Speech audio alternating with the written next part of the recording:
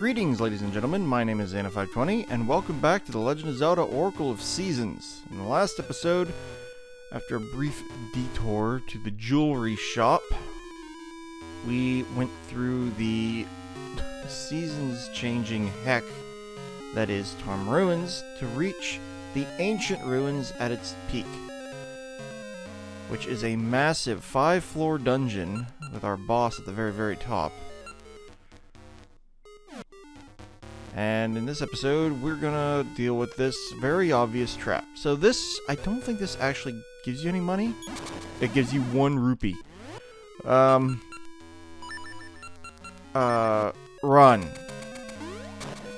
Because the walls start closing in on you. And if you do not get through this room, and you get crushed, congratulations. You're dead. This is, I think, the only place in the game where you can get an instant game over. Anyway, we want to open this chest to get our boss key. And now we want to go down this, or go up this stairwell. I think this is the room. Wait, have we been in this room? No, we haven't. We've been in a room that looks like this. This heart. Get out of here. Alright, so we seem to be trapped.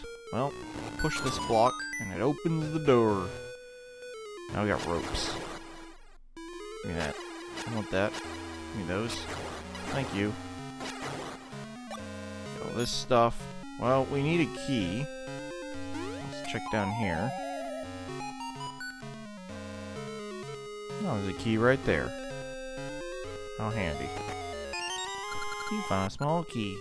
Yep. I feel like I've missed a room or something. Actually, no, thinking about it, this is the room that we didn't go in.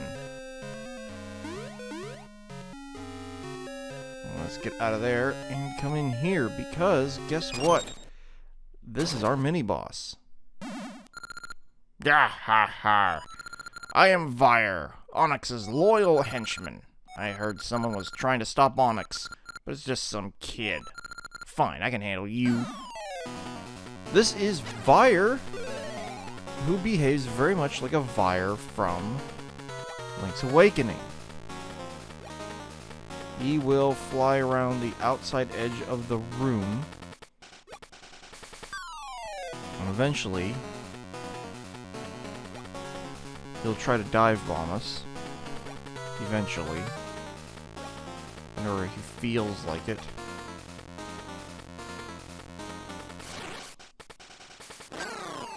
Ouch! Pesky kid, take this! I think it's because I had my sword out. Oh, also your sword beam doesn't affect him. He also, if you swing at him too early, he'll like back off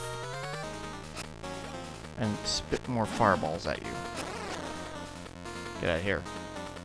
I think it's because I was charging my spin attack that he wouldn't charge me.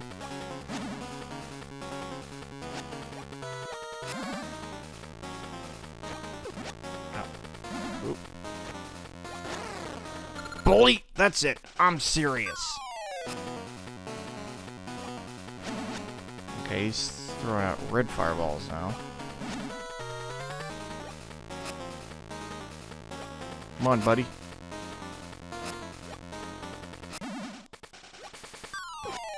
The red one's home.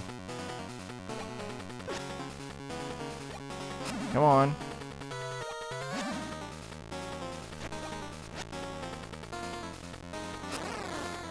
Gotcha.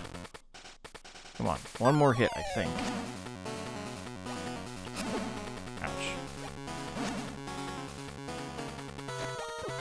Ow!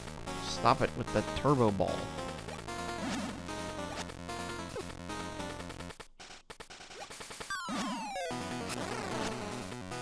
Oh, I actually got him.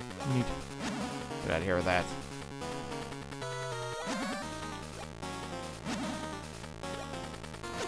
Come at me, bro.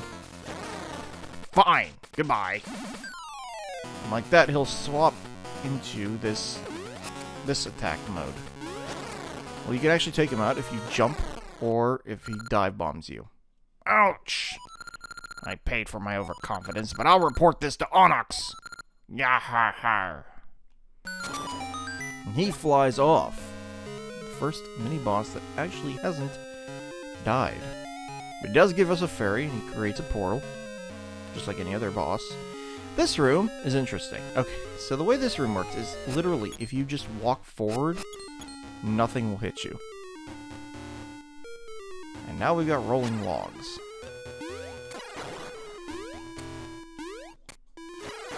Get rid of that. Push this button up here. Take that. Come in here. Okay, so this, I believe, is completely random. You have to pick one of these two switches. But as far as I remember, if the game decides it doesn't want to let you pass, it won't let you pass. There's no rhyme or reason to it. It's basically just a random number generator. So you're better off just stepping on the same switch over and over again. If it doesn't decide to let you pass, it'll just spit out a bunch of snakes.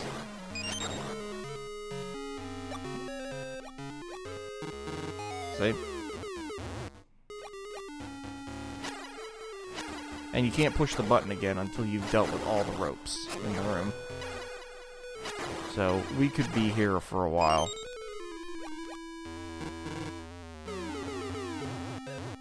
Let me out!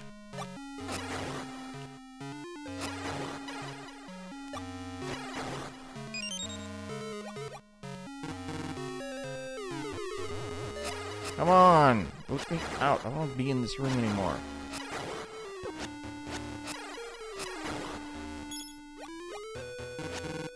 Bruh.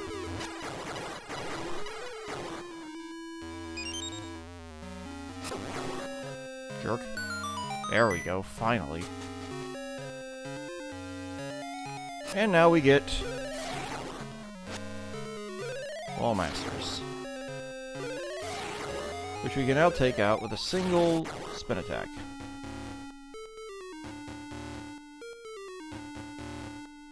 And now we've got hard hat beetles, but there's no hole to knock them into.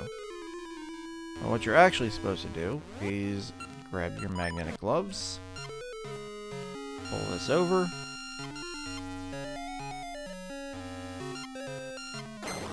and drop it on their head. And that's the only way to kill those guys. Deal with this.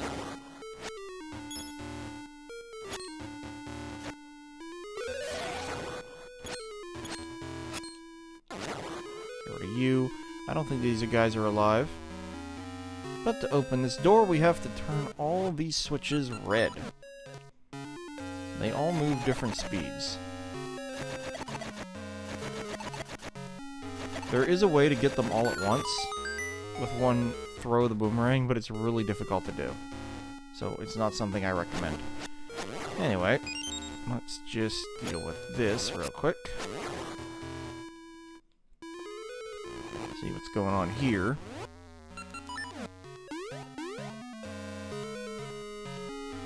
Aha.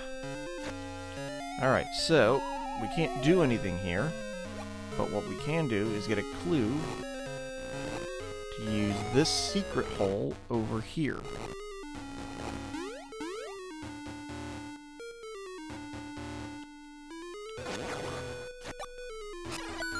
Activate that switch,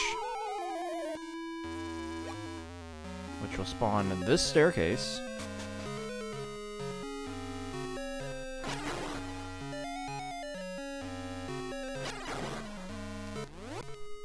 Now, I believe we've done everything in the dungeon. We've climbed the highest point of the ancient ruins. And now it is time to face off against the boss. Who is our boss? Our boss is Manhandla.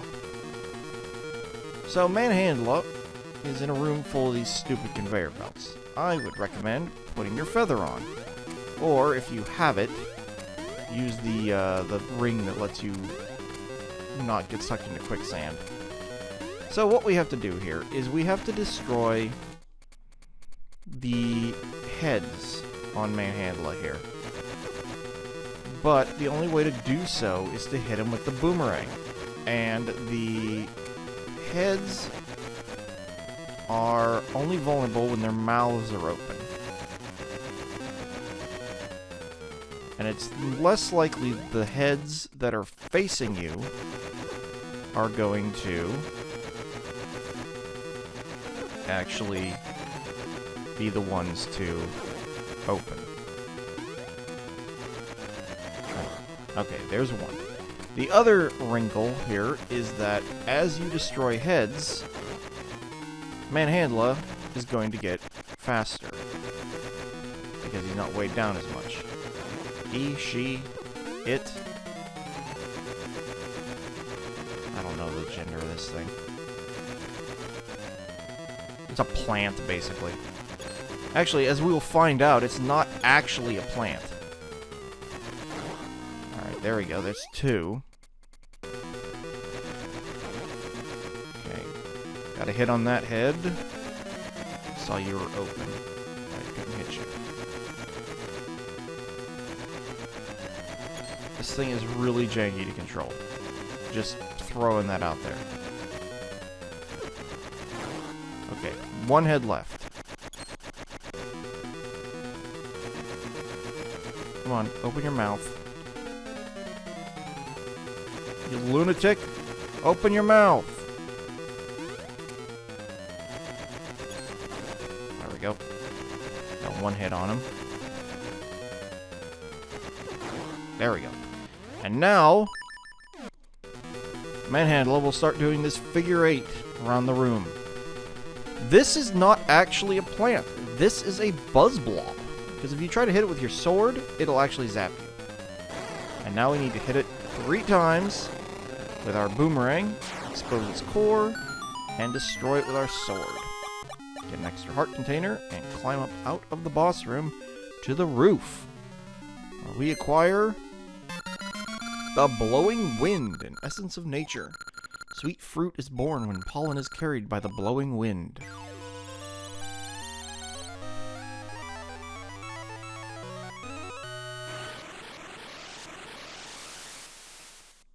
I don't think we actually visited the Maku tree after level 5.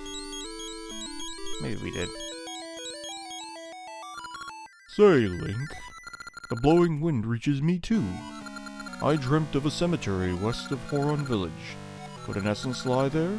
To get there, find a way across the sea. Oh. Well, we will have to do just that. Hop down here. That's not what I wanted. Hop back down here. Nope. Okay, he's invulnerable to this. Ouch. Jerk. Give me that. Alright, this is Maple's screen. So let's see what we can get out of Maple. I'm a little concerned about these holes in the corner. Alright, Maple, what you got for me? Oh, there's a ring and a potion. Okay, I got the potion. I didn't get the ring. That's fine. Ah, I'll remember this. So, that item we just picked up is the magic potion. If we happen to die while we have this, it will automatically completely heal us. You got a Gashin nut. Check what's inside. A ring was inside.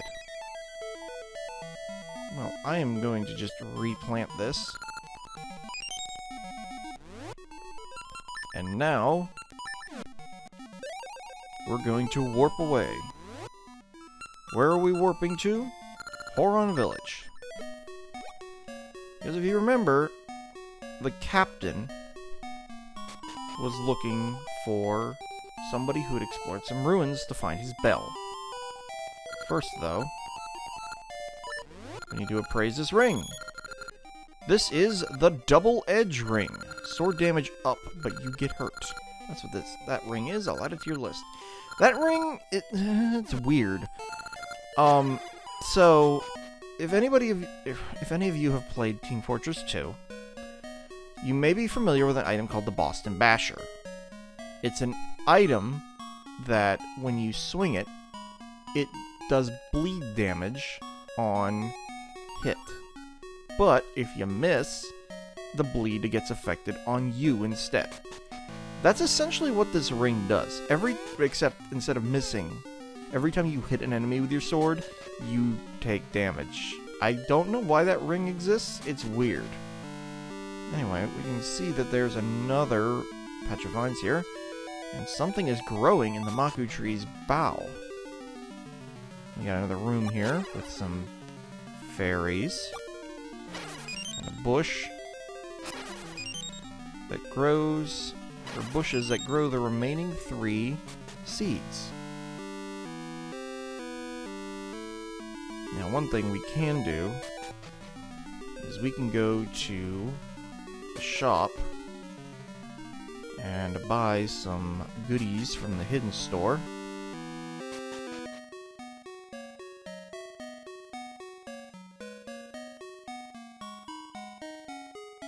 It's crap that I'm not going to be able to show off the one thing. It's locked behind the Game Boy Advance, ironically enough. Hello! You've grown up. See? Beans has grown. I, Beans, am writing a song to praise Link, the great hero. Well, look at you run. Anyway, let's check out the shop. That is, in fact, the last time we're going to be dealing with Beans. Anyway, come down here to the secret shop. We can buy this for 300 rupees. This satchel holds lots of seeds. It's 300 rupees. Alright. You can now hold more mystical seeds than before. We can now hold a maximum of 50. You can also buy this gaseous seed. And if we leave and come back, he's selling another gaseous seed for 500.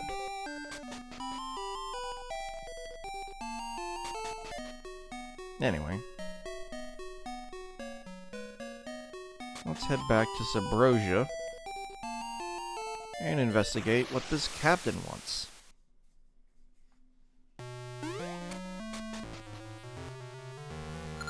Useless fools! Can't someone find me Belle? Aye, you? Aye, I can see it in your eyes. You're a competent adventurer. Okay, go get it. Find me Belle. I'll be waiting. Alright. But before we leave... Now, how'd that go?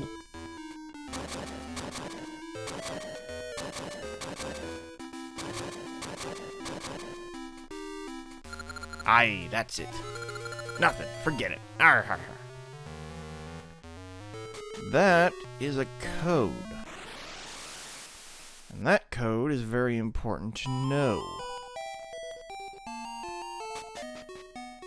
So now, we need to go visit the eastern suburbs, but we need to go to the southern shore.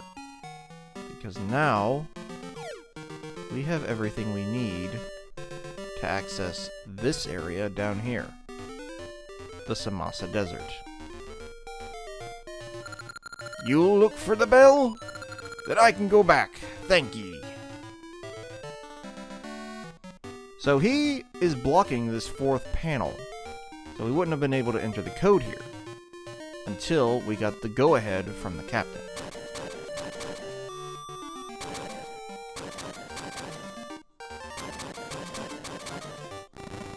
Entering the code correctly makes the walls go away. Lets us enter Samasa Desert. This place is infested with levers. These things never stop spawning. Also, the heck with these cacti. I hate these things.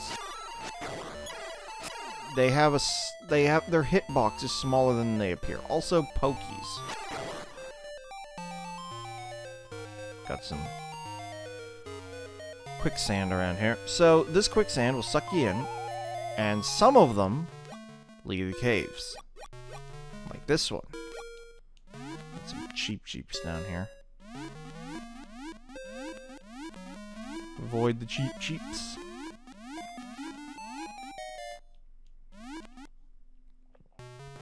You can actually destroy these things if you use your sword, but only if you have your sword on B and you swing it.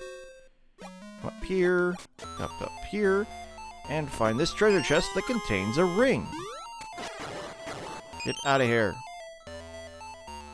There's a patch of soft soil here. Ow, ow, ow. So there's plenty of gaseous seed here. These things get faster the more segments you destroy on them. So you need to be careful with that.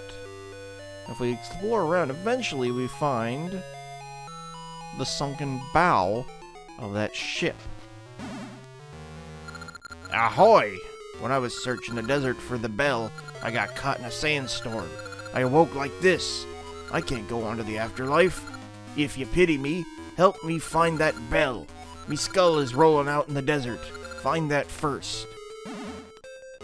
If we push this block, we can find our way quickly back to Subrosia, because this acts as a gateway into Subrosia.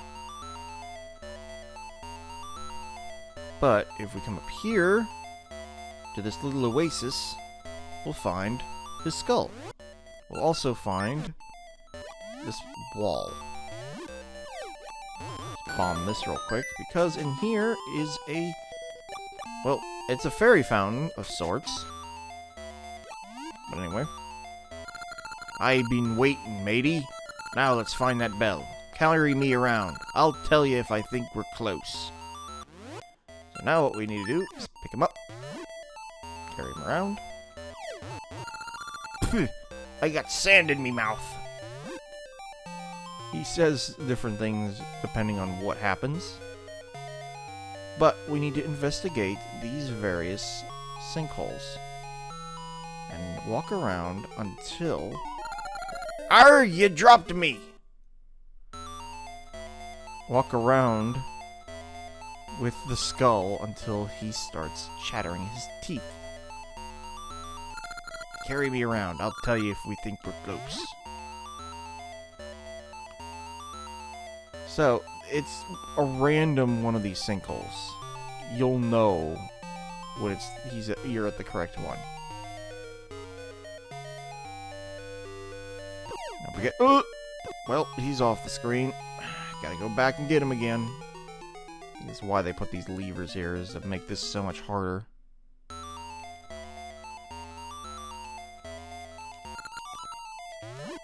And yes, you do have to talk to him every time you lose him. It's stupid and annoying. Alright. Is it any of these ones? No. How about this one? Nope. Not that one. How about this one? Uh-oh. Get away. Go away. Ah. Phew, I got sand in me mouth. Arr, you dropped me. Well, gotta go find him again. This is kind of annoying. The guide, the official guidebook for this section is actually wrong.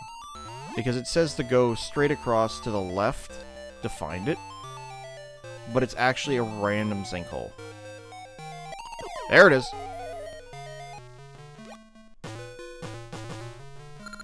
That's it. No doubt about it. You got the rusty bell. Will something this rusty do? Uh-oh. That's Captain's bell, but I hope that'll do. It's awful rusty. Well, at least I can go on to the afterlife now. The rest is up to you. And he disappears. Now, if you do fall down this hole right here, this is one of the ones that actually has something in it. It drops you here. Greetings. Since you came, buy something. A shield for 100 rupees? What the heck? No! Get out of here. price gouger. Why do I need a 100 rupee freaking shield? Well, anyway. We can now take the shortcut through the ship. Find ourselves in Subrosia. I don't know how I'm going to edit that one. Also, it's a one-way trip. That box respawns whenever you come back. But before we take the bell to Captain Skullface, we need to go get this thing cleaned up. He is not going to accept his priceless heirloom in the state that it's in. Thankfully, there happens to be a couple of guys that I know who will be able to fix this thing. Now we come through here. Come out here. Come over here to the Subrosian Smithy. Welcome to the Subrosian Smithy. We do the finest work in the land, but we take on only jobs that interest us. The two in back are masters of the trade. I'm just a manager. The master speaks. Is that so? The master's eyes cannot be deceived. He says you hold a bell of great value. He hasn't offered to polish it, but should he? Do it! Splendid answer, straight and to the point. Master, do it now!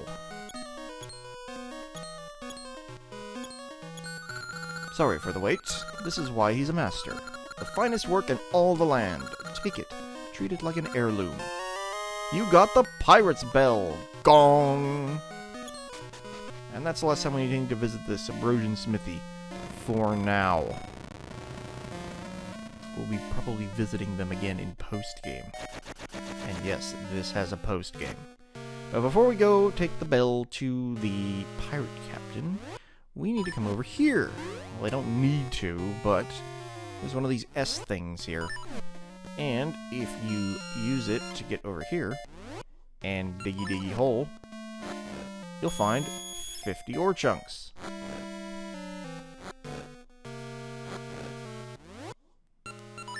Which is not bad. Anyway. Come back out of here. Jump. Jump, jump. Now we can go take the bell back to the pirate captain. I don't think the pirate captain ever actually gets a name. He's just the captain. So, come down here. Use our handy dandy glove to get across there. This is probably going to run a little bit long because of a cutscene coming up.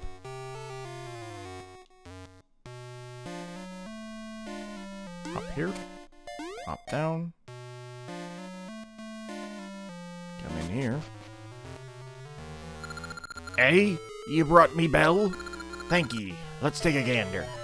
Arr, there's no mistaking it. This bell is full of memories, but that don't mean they're all good.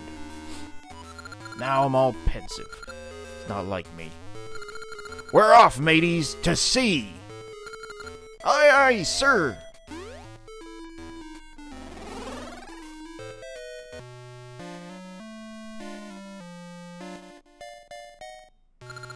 Now reporting, Captain. The ship's all fixed. We can set sail anytime. To the ship! Everybody on board. That means us. Aye, we're off, mateys. Anchors away. This is one of my favorite songs in this game.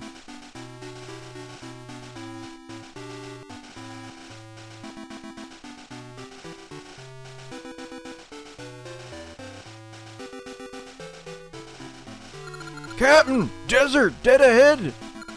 Hold her steady! To sea, mateys! But it's impossible! Fool! It's do or die! We'll make it if we give her all we got! Aye, aye, sir! It'll help us all.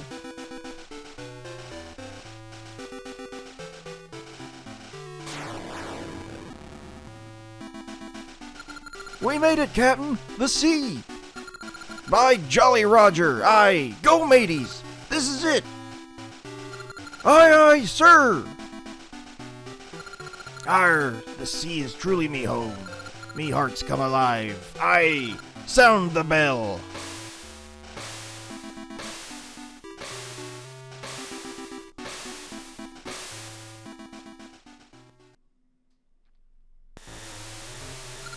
Oh,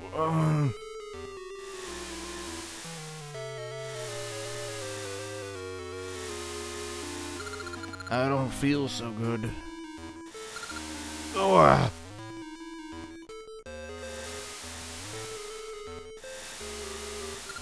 I've been on land for so long. I got seasick. Ooh,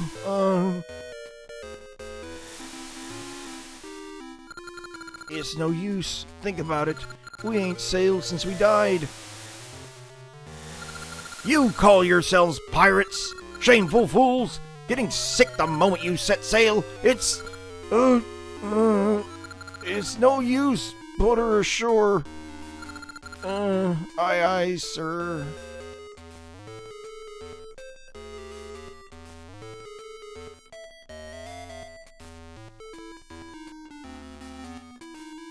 It just so happens, the place they put her ashore happens to be that broken bridge we saw back at the beginning of the game. And the ship bridges the gap. Ooh, set anchor. Aye, we gotta get our sea legs. We'll rest here a bit. Well, now that we've bridged the gap, we can now make further progress. Next time on The Legend of Zelda, Oracle of Seasons, we're going to get a ring, and we're going to explore this area a little bit to see what we can find. Till then, this is Anna520, signing out.